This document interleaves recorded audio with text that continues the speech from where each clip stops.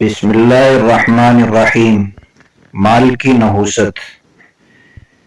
ایک شخص نے بہت سامان جمع کیا تھا اور کوئی چیز بھی ایسی نہ چھوڑی جو اپنے یہاں نہ منگائی ہو، اور ایک بہت بڑا عالیشان محل تیار کیا جس کے 2 دروازے تھے، ان پر محافظ مقرر کیے اور مکان کی تیاری کی۔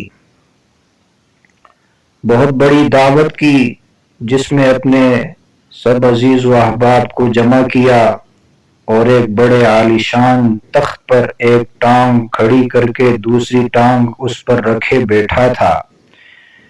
لوگ کھانا کھا رہے تھے اور وہ اپنے دل میں کہہ رہا تھا کہ ہر قسم کا ذخیرہ اتنا جمع ہو گیا ہے کہ کسی کے کئی سال تک تو اب خریدنا نہ پڑے گا۔ یہ خیال آتے ہی گزر گیا کہ اتنے میں ایک فقیر پھٹے پرانے کپڑے، گردن میں فقیروں جیسا جھولا پڑا ہوا دروازے پر آیا اور اس زور سے کواڑوں کو پیٹنا شروع کیا کہ اس کے تخت تک آواز پہنچی۔ غلام دوڑے ہوئے باہر آئے کہ یہ کون نامعقول ہے۔ دیکھا تو فقیر تھا، پوچھا کیا بات ہے؟ اس نے کہا کہ اپنے سردار کو میرے پاس بھیجو۔ غلاموں نے کہا کہ ہمارے آقا تجھ جیسے فقیر کے پاس آئیں گے؟ اس نے کہا ضرور آئیں گے، اس سے جا کر کہہ دو۔ وہ آقا کے پاس گئے اور بتایا۔ اس نے کہا کہ تم نے اس کو مزہ نہیں چکھایا۔ اتنے میں اس فقیر نے دوبارہ پہلے سے بھی زیادہ زور سے کواڑوں کو پیٹا، جس پر دربان دوڑے ہوئے پھر دروازے پر آئے تو اس فقیر نے کہا کہ اپنے سردار سے کہہ دو میں ملک الموت ہوں۔ یہ سن کر اس کے ہوش اڑ گئے اور آقا سے جا کر کہا۔ اس پر بھی مٹی چھٹ گئی اور بہت عاجزی سے کہنے لگا کہ اس سے یہ کہہ دو کہ میرے فدیے میں کسی دوسرے کو قبول کر لو۔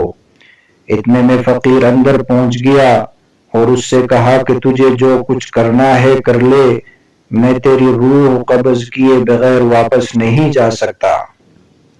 اس نے اپنا سب مال جمع کرایا اور مال سے کہنے لگا کہ اللہ کی تجھ پر لعنت ہو کہ تو نے اور تیری مشغولی نے مجھے اپنے مولا کی عبادت سے روک دیا اور اتنا وقت نہ دیا کہ میں کسی وقت یکسوئی سے اللہ جل شانہ کو یاد کر لیتا۔ چند باتوں کے بعد ملک الموت نے اس کی روح قبض کر لی۔ ایک دوسرا واقعہ ذکر کیا جاتا ہے کہ وہب بن منبہ رحمت اللہ علیہ کہتے ہیں کہ ایک رات ملک الموت ایک بہت بڑے ظالم جابر کی روح قبض کرنے کے لیے گئے کہ دنیا میں اس سے بڑا ظالم کوئی نہ تھا۔ دوسری طرف بنی اسرائیل کا یہ ظالم اپنے گھر میں بیٹھا ہوا تھا۔ اتنے میں اس نے دیکھا کہ گھر میں ایک اجنبی آدمی اندر آ رہا ہے۔ یہ ظالم نہایت غصے میں اس کی طرف لپکا۔ اس نے پوچھا کہ تو کون ہے اور گھر میں آنے کی اجازت کس نے تمہیں اجازت دی ہے؟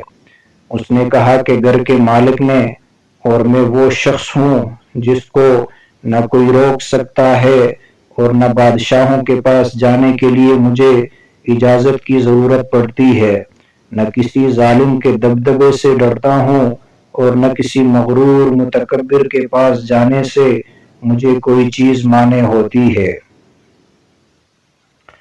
اس کی یہ باتیں سن کر وہ ظالم خوف زدہ ہو گیا، اس کے بدن پر کپکپی آ گئی اور اوندے منہ گر گیا۔